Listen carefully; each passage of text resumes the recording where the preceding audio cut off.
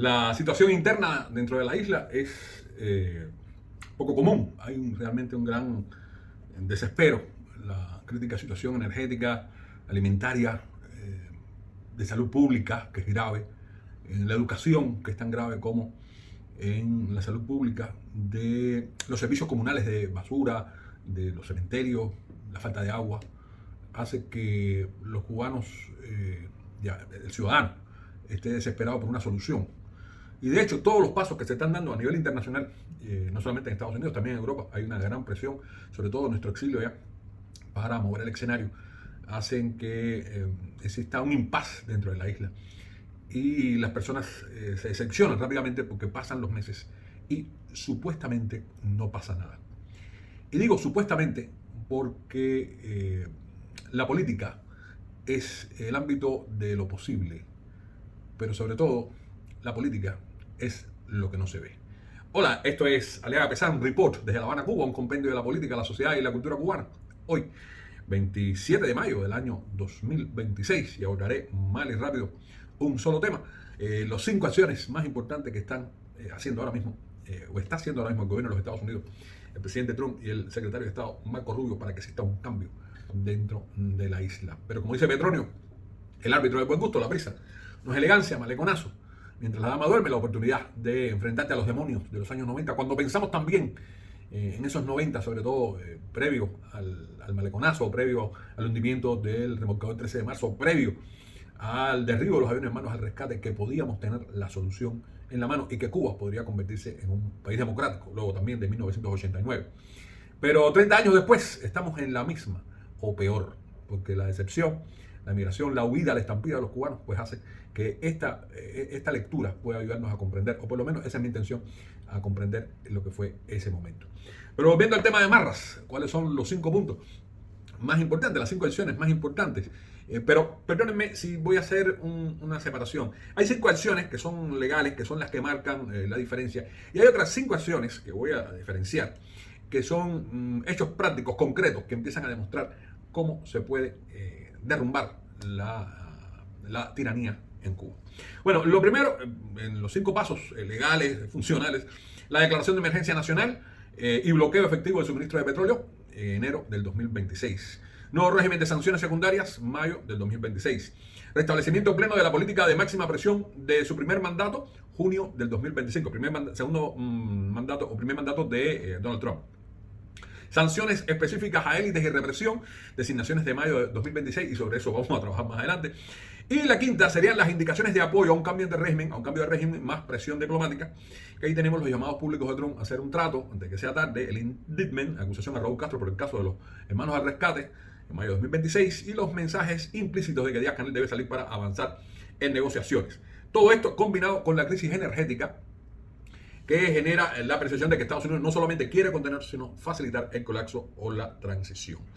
¿Puede indicar algo para el cambio de la isla? Bueno, en el sentido de la presión es más fuerte, por supuesto, en mucho tiempo, pero esto no está diciendo nada, porque en los regímenes totalitarios, a diferencia de la democracia, los individuos no tienen, los ciudadanos no tienen la oportunidad realmente de poder cambiar el gobierno a partir de la situación crítica en la que están viviendo. Necesitan algo más. En las democracias sí, la democracia a través de los medios de comunicación, la libertad de los medios de comunicación, de los partidos políticos, se puede ejercer presión sobre un gobierno. Pero en la dictadura las restricciones económicas las sufren los de abajo. La historia lo ha demostrado. Y las tiranías comunistas o islamistas, como los ayatolás de Irán, pues al final lo que hacen es culpar al otro, al extranjero, de la crisis que está viviendo y no a sus propios malos manejos. Ahora bien, hechos prácticos, concretos, sin leyes, casos que vamos a exponer. Primero, la crisis energética más sanciones secundarias al petróleo, ya habíamos hablado de alguna manera. Luego, la visita del director de la CIA, John Ratcliffe, que marca un antes y un después. Ese fue el 14 y 15 de mayo de 2026. 3. El indictment, acusación formal a Raúl Castro, 20 de mayo de 2026. 4. La detención en Miami de la hermana de la jefa de AESA, 22 de mayo de 2026. Y 5. El aumento drástico de vuelos de vigilancia militares y de inteligencia desde febrero, intensificados en el mes de mayo. Pero vamos a diseccionarla. La crisis energética y las sanciones secundarias al petróleo. Es importante saber de que las sanciones al petróleo no es al que le venda a petróleo a Cuba. No, es al que le regala petróleo a Cuba. A Cuba no, al gobierno cubano, porque además todos sabemos que ese combustible va para las Fuerzas Armadas, va para la seguridad del Estado, para el Ministerio del Interior, y no para las ambulancias, y no para que las escuelas tengan electricidad, o que los niños puedan llegar antes, y los trabajadores puedan llegar antes a su trabajo. Ahora bien, la visita del director de la CIA, John Ratcliffe, que fue entre el 14 y el 15 de mayo. Como hablamos hace un tiempo atrás, fue una jugada súper fuerte. O sea, en el último capítulo de este trabajo con nuestro amigo Albuquerque, el doctor Albuquerque, pues habíamos hablado de este tema. Fue algo súper fuerte, porque además expuso a los más altos oficiales, a los que dictan la represión en Cuba, los expuso públicamente, porque eso era secreto de Estado, hasta que este hombre publicó esas fotos. Yo realmente no sé cómo dirigirme ahora al médico que me reprime y al oficial que me atiende. Perdón, es al revés. Al médico que me atiende y al oficial que me reprime, ¿cómo me voy a referir a él? Porque realmente después que su jefe habla con el jefe de la CIA, ¿de qué me puede estar hablando a mí, no? Que soy un simple ciudadano, que solamente colaboro con este proyecto de comunicación. Patriota, además. Es una jugada muy fuerte y además se impone un viejo adagio cubano que era el que se mueve no sale en la foto.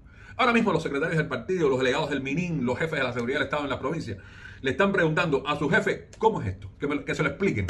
Lo que puede estar, estoy convencido, está creando una gran fractura dentro del mismo gobierno. Después del 3 de enero, después que Delcy Rodríguez y su hermanito malévolo vendieran a peso de costo a Maduro y a Cilia Flores, bueno, ¿de qué estamos hablando? Aquí se está vendiendo todo el mundo. Tercero, el indictment, acusación formal a Raúl Castro. Bueno, esto más que realmente vayan a llevar preso a Raúl Castro, yo pienso que hace una fractura dentro de la misma familia de los Castro. ¿Qué hacemos con el viejo? Como se dice en buen cubano. ¿Qué hacemos con el viejo? ¿Qué hacemos con él? ¿Lo dejamos morir? Tiene 94, va a cumplir 95 años, se nos muere solo, o esperamos una acción militar de los Estados Unidos. Que por cierto, no se lo pueden llevar porque del susto que va a pasar Raúl Castro, ese cuento que tiene el pie montado en el estribo, eso es una historia para tontos. O sea, nos indica de que él puede morir del susto cuando lo capturen. Y eso es lo que puede pasar. Bueno, lo sacan del medio para mejorar la negociación, para avanzar la negociación, habría que ver. La detención, el 4, la detención en Miami de la hermana de la jefa de Gaesa, Adi Lastres Morera, hermana Ania Guillermina Lastres Morera, la jefa del holding de Gaesa. Miren, el tema ahí se complica porque a esta muchachita no la van a devolver a Cuba porque ella está metida literalmente en un elemento mayor de fraude bancario porque la cogen en una red con especialistas, contadores, especialistas en lavado de dinero. Y todo indica de que era una red que estaba funcionando. No la red de los 5 espías, ni los otros bobos esos, los profesores y demás, que al final eran unos bobos, ¿no? Uno dice, ¿esto tipo que hacían? ¿No? Esto estamos hablando ya de la familia personal, que hará ahora mismo Ania Guillermina por salvar a su hermana. Hay que pensarlo en esos tonos. Pero está ahora mismo también Arturo López Levy en Capilla Ardiente y también el hermano de López Calleja, que también está en Estados Unidos. O sea, la gente ya no es que un soldado está muriendo en la batalla, no es tu hermano el que va a morir en la batalla ahora, porque además junto con Adi se puede ir el hijo también. Recuerden cuando hace unos días, unas semanas, empezaron a detener a los hijos, a los sobrinos de los esbirros en Irán. A mí eso me pareció inmediatamente que era una causa que se iba a abrir específicamente el caso cubano y se está demostrando. No es lo mismo un soldado muerto en batalla, que nadie sabe quién es, el soldado desconocido, que cuando es tu hermana, cuando es tu primo, cuando es tu tío el que está cayendo en combate. Y llegó hasta el nivel del famoso González Pardo, que se pensaba que la vida era un carnaval y lo atraparon en Jacksonville. Por último, no menos importantísimo, el aumento drástico de vuelos de vigilancia militares y de inteligencia desde febrero, intensificándose en mayo. Bueno, decenas de vuelos de P-8, son aviones de observación, RC-135, drones, el famoso Tritón, cerca de La Habana, Santiago de Cuba, cruzando la isla de lado a lado, F-5, Eagle 3 también volando. Y dos cosas. Número uno, deben estar probando la defensa antiaérea de Cuba, que Cuba no hay defensa antiaérea. O sea, fuentes bien informadas dicen que en el aeropuerto, la base aérea de San Andrés de los Baños, no hay aviones. Parece que los aviones los tienen concentrados en la zona de Santa Clara, ¿no? Que es una zona, el aeropuerto de Santa Clara, que es una zona que maneja mejor el país. Quedan 3 helicópteros, dicen también. Y lo más que pueden estar midiendo es cómo se mueven las defensas antiaéreas, están dando misiles, los cañones antiaéreos. Y sobre todo dando un mensaje. Pasamos por aquí. Saludamos y no pasa absolutamente nada. ¿Qué indica todo este conjunto? El primero como el segundo de todas estas medidas. Bueno, hay un tablero que se está armando con diferentes movimientos a un lado y a otro. En lo económico, la oficia, en la inteligencia militar, vigilancia y posicionamiento. Psicológico y de élite, presión personal sobre la cúpula del poder, sobre la casta, la obesocracia. Y en el diplomático, combinación de palo y zanahoria. Bueno, ¿cambias esto? ¿No cambias? ¿Qué hacemos? La propuesta que en general se está viendo es buscar fracturas visibles entre Díaz-Canel Y los militares, especialmente Gaesa, los otros militares no ni pinchan ni cortan, están pensando en irse como cualquier vecino. Los militares en Cuba están pensando en irse como cualquiera. Aumento significativo de protestas o deserciones en las fuerzas de seguridad, señales de que una parte de la élite está buscando negociar una salida, transición pactada y la migración masiva o colapso total del sistema eléctrico por más de una semana. Escenarios posibles. Escenario más probable, 55-60%. Negociación bajo coacción, fracturas internas.